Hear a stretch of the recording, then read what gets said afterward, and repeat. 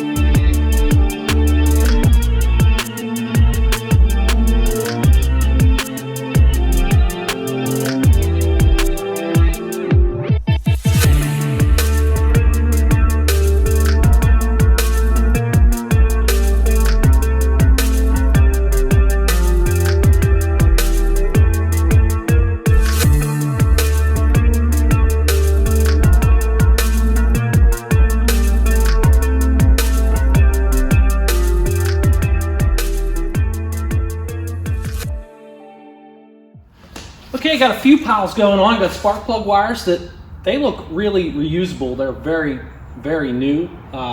Belts, they're going to need replaced. Got them labeled just in case. All these hoses are going to get replaced as well. Have them all labeled though, so we know where things go. Got this hose assembly from that wonderful smog pump. Another one off the back of the carburetor. So I think what we're going to do next is take all the accessories off the front of the engine.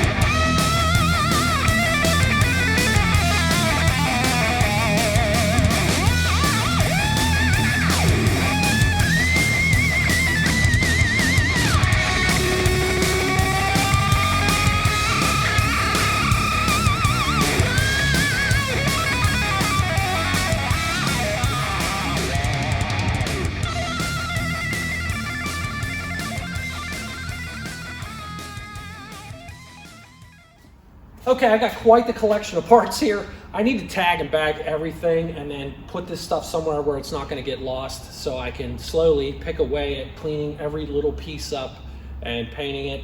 and getting it ready for reassembly. So I'm gonna put this stuff away and we'll get right back on the engine. All right, I've cleared the bench.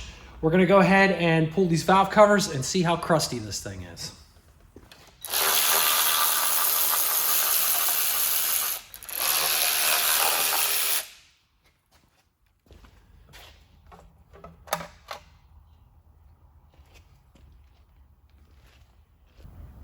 How about that, huh? Pretty clean. That's impressive. A little bit of water in there, but that's from me pressure washing. Those valve cover gaskets are a little brittle. Not too bad. That looks really nice. Let's pull the other one. Look at the inside of that valve cover. Wow. From the outside of this engine, you wouldn't think it would be this clean in here. This is really nice.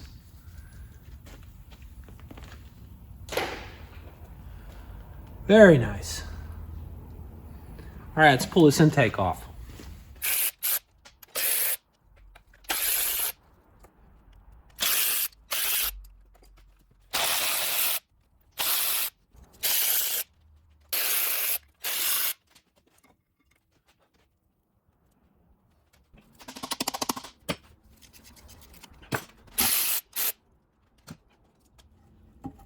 There we go.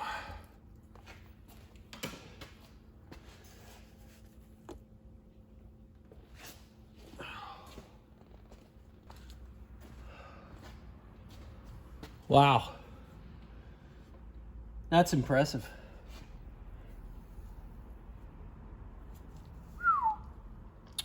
Okay. Hey, real quick before we get carried away, let's identify this guy. Now, here on the driver's side behind the cylinder head, right on the block, there's going to be a number stamped here.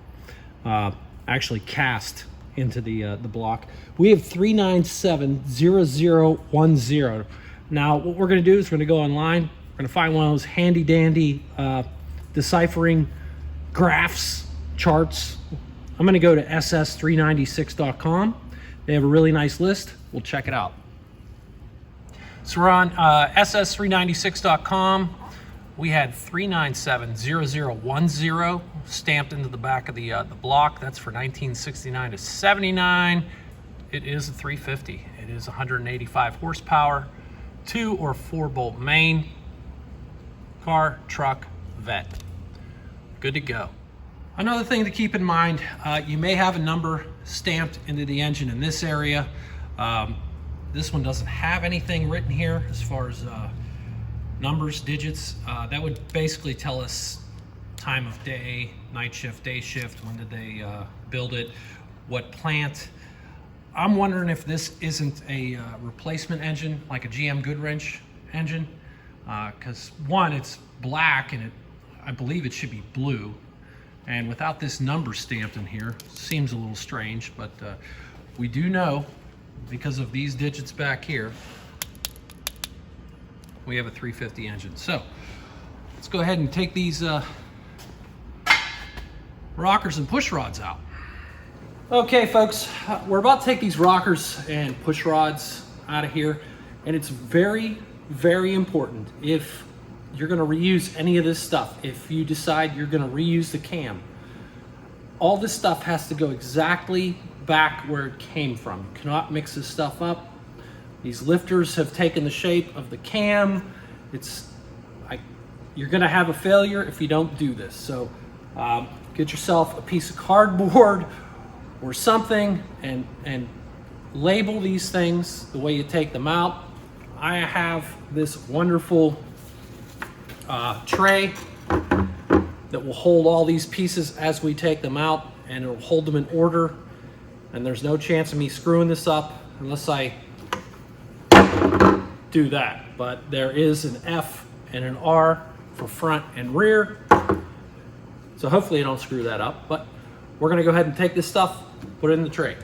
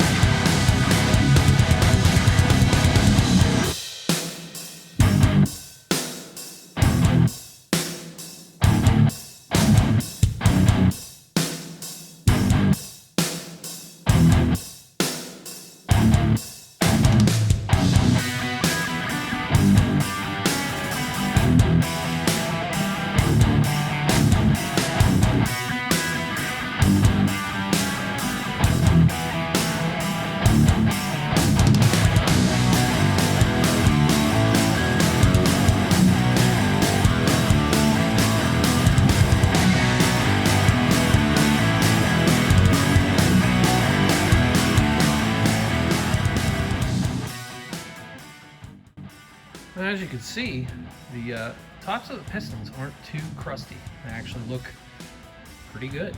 I'm impressed. Let's take off the timing cover and see how sloppy that chain is.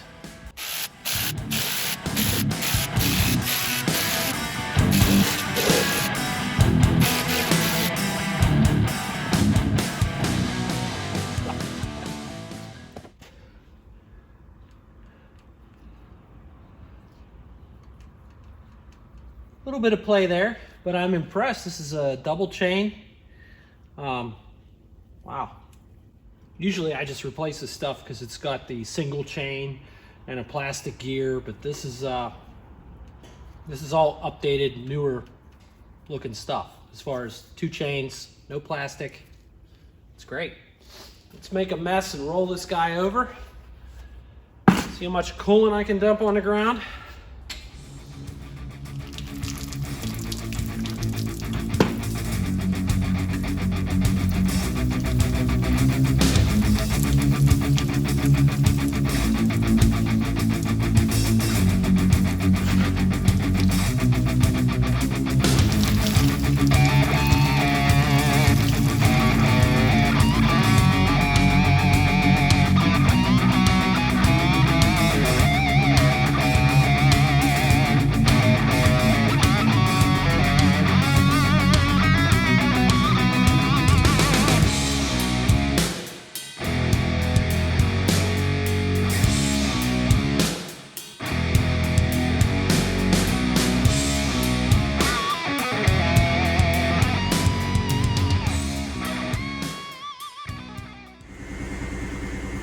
Not bad. Not bad.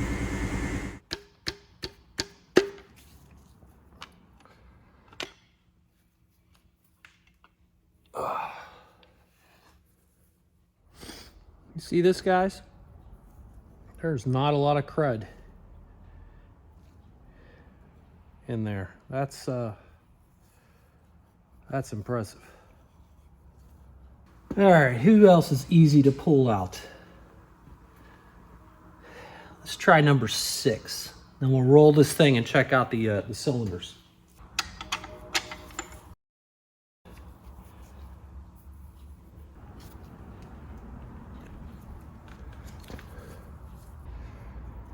Again, another bearing with just minimal amount of scoring.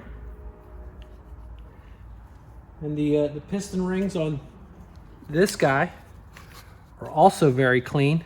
No carbon. I'm amazed. We can still clean it up a little bit.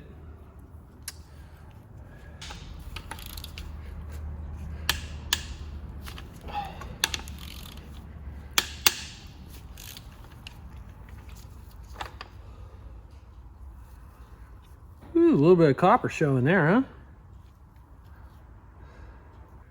Yeah, I don't know what to think about that. Did have good oil pressure.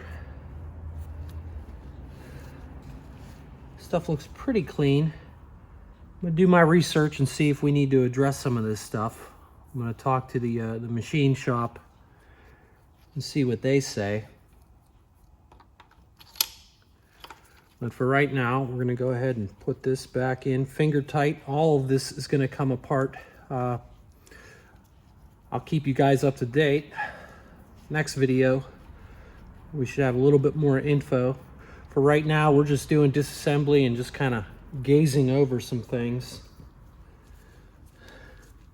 You can see here, when they were balancing the crankshaft, they had to add a little bit of steel weld in this little pocket right here. That's kind of neat. Let's roll this guy back over real quick.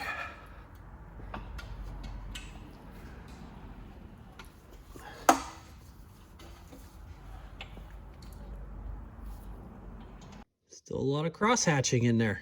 You guys see that? Kind of difficult, but that looks really good.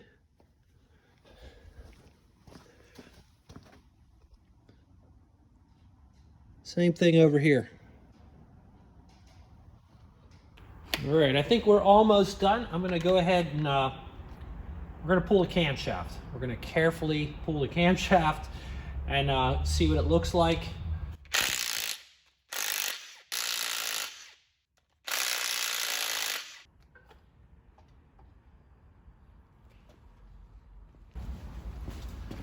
Really long bolt here. Just gonna thread it in.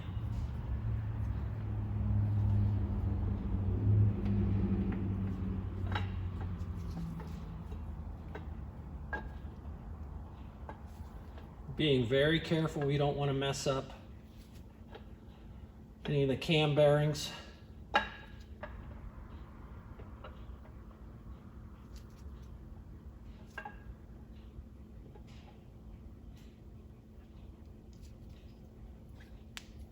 Okay, there you go. Yeah, this cam looks great. All the lobes are nice and pointy. Nobody's worn down. I don't see any crazy scoring in any of the bearing areas. Looks really good. We're going to be very careful with this. We're going to wrap this guy up, set it aside. One thing I want to mention is make sure you check your pickup screen on your oil pump. Look for any big heavy debris that's sucked up against the screen or maybe on the other side of the screen. We will eventually take this off once we start cleaning everything up. And like I said, I'm gonna check with my local machine shop on some of these bearings and see what they think. But other than that, this engine looks very healthy. Guys, thanks for hanging with me. I'm gonna call that a wrap on this episode. And no, we're not 100% disassembled. We still got some pistons and a crankshaft in there, but I really need to clean all this stuff up really good. Then we're gonna use some plastic H and really check these bearings while I'm working on this in the background, because there's a lot of little parts you saw. I gotta clean up and get ready. We're gonna start working on other things, like I have a brake booster to clean up, some brake lines to install. The other thing is the HVAC system, the heating and AC. We got to get that cleaned up and ready to be reinstalled. I'd like to have all that stuff in before we drop the powertrain in. So, till next time, you guys have a good one. I'll see you later.